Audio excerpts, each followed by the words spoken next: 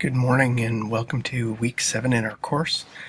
We are at the home stretch, and so hope you are continuing to work hard and stay focused. Most of the work that you've been doing over the course of these last 6 weeks has been really good.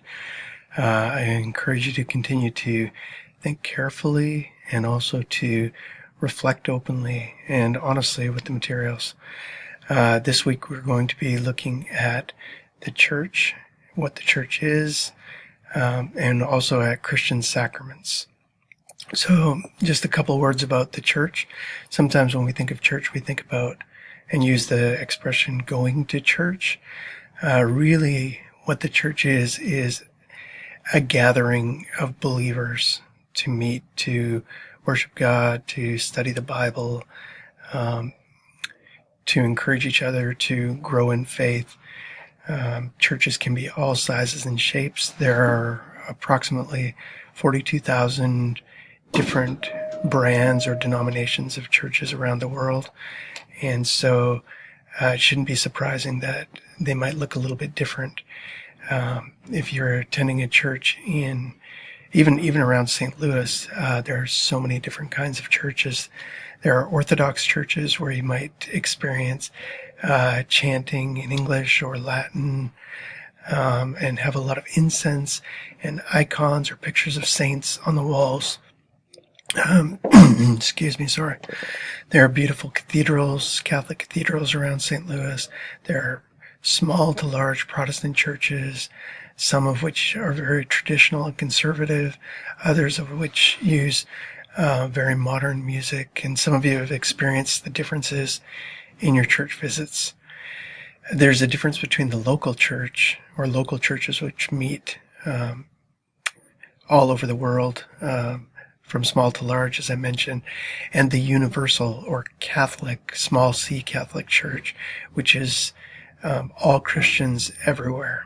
So when we talk about the church universal, we're talking about Christians everywhere around the world.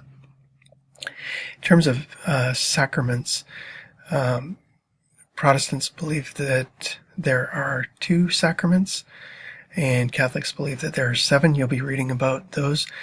Really, a short definition of a sacrament is an outward sign of something that God is doing in the heart or the life of a person. So an outward sign of an inward grace. So, for instance, many Christians, when they take the communion elements, the bread and the grape juice or wine, believe that Christ mystically meets them in that experience and works in their hearts and in their lives. So you'll be reading about those things, and we'll be talking about them in the discussions. I want to encourage you to be civil with each other. Most of the time you've been very good that way. Likewise, be thoughtful with the material. I recognize for numbers of you, you're atheist or agnostic, and that's perfectly okay, but just I want to encourage you just to be thoughtful with the material. Your book review is due on December 14th. I'm going to open a Dropbox or a place for you to put the to deposit your book reports in this week's weekly module. And so that'll be available for you both this week and then again next week. I'll be grading the discussions today and tomorrow. I enjoyed jumping in a little bit this week and kind of seeing what you're talking about again, and jumping in and talking back a little bit as well. So have a great week. If you have any questions, you're always welcome to contact me by email or by phone. It's been great having you all in the class, and look forward to this last week and a half.